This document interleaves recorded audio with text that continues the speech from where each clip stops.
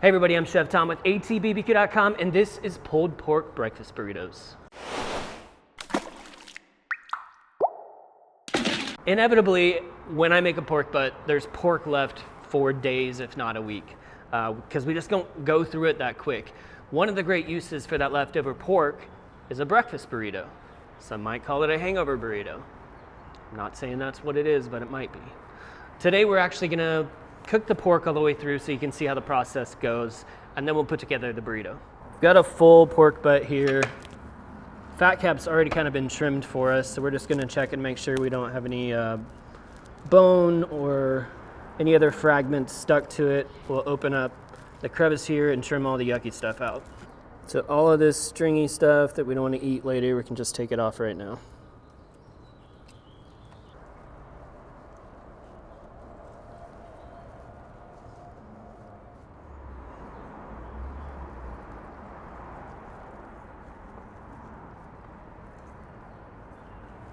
So now we have access to a lot more meat so that we can get more seasoning in here. Speaking of seasoning, we're using the Cattleman's Grill Mexicano because we're going taco flavors basically. The great thing about this is you can use it for tacos, for burritos, or like what we're doing today.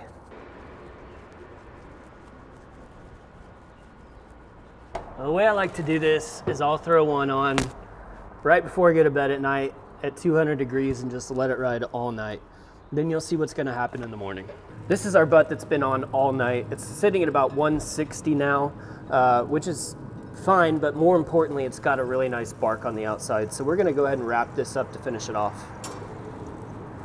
So in order to keep all of those juices in there, I'm gonna wrap this in plastic wrap, and if this makes you feel weird, don't do it.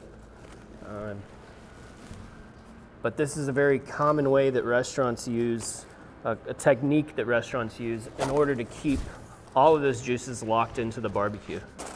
Then by wrapping this in foil, it protects that plastic so it isn't gonna melt down or anything, but it is gonna trap in all that moisture.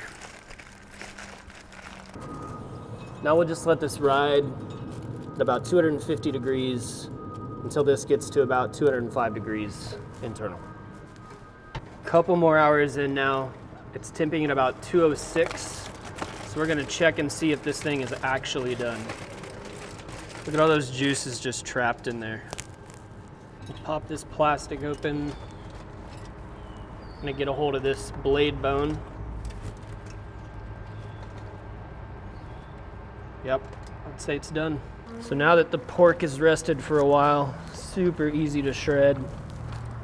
And then soaking up all those juices that we trapped in there, we'll just work them right back into the meat. This we're gonna crisp up on the griddle while we cook the eggs. Gonna do our eggs scrambled today.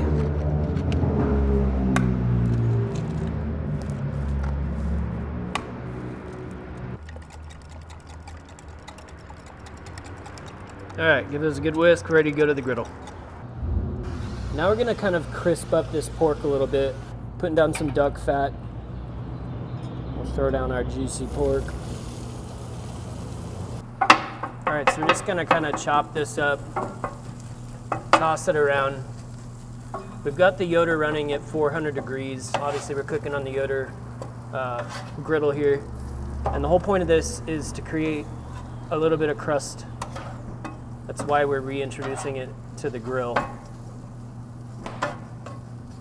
Now while the other side gets a little bit of crust, we'll go ahead and cook our eggs and we can mix it all up.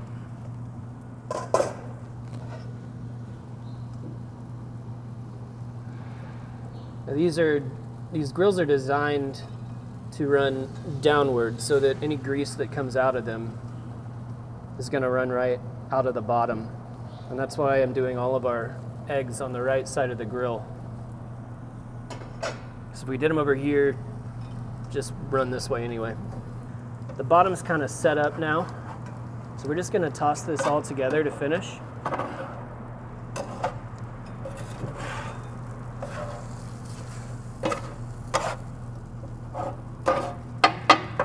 And then throw some Chihuahua cheese on top.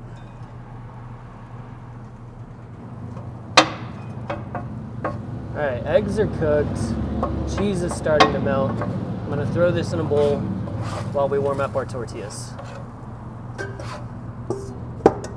I want to get my tortillas loosened up a little bit. We've got the nice big ones from the Mexican market. So I'm setting this on a damp towel. We're gonna wrap them up, just throw them on the griddle and let them steam until they're pliable.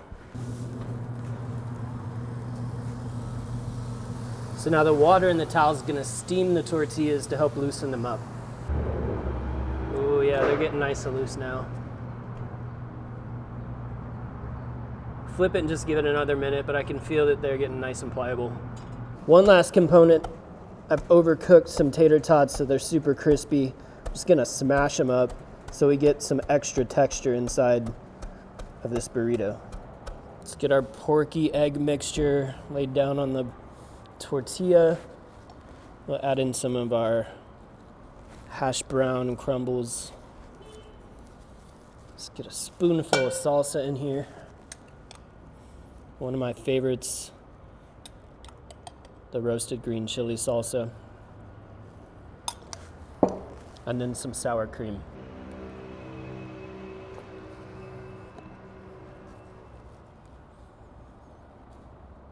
Fold it up with love like it's a little baby. Fully swaddled. Now back onto the griddle for a little crisp. A little bit more duck fat down on the griddle now. We're just gonna get a light toast, roll these over a couple times. That's what we're looking for. Slice in and get a taste. What I love about this burrito is that it's mild enough that I can feed it to my kids, but you guys know I'm a spicy boy, so we're getting some jalapeno bice on here today.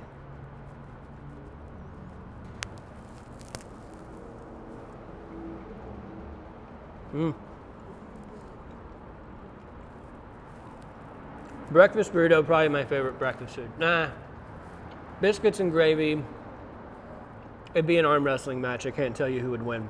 But pulled pork is great. Got the smokiness from the overnight smoke. Got your eggs, you got the creaminess from the sour cream. Salsa offers a little bit of sweetness. And of course the Chihuahua cheese, which is always good. Quick tip, toasting this on the griddle after it's already assembled adds so much more texture and, in my opinion, flavor to it. So I totally recommend going for that, whether it's on the griddle or in a cast iron skillet. Thank you guys so much for watching. Be sure to check out atbbq.com for all the products featured in today's video. If you enjoyed the recipe, hit that subscribe button. And if you have any questions or comments, or there's anything you'd like to see me cook, let me know in the comment section down below. Let's be good to one another. For more recipes, tips, and techniques, head over to atbbq.com/thesauce. All things barbecue, where barbecue legends are made.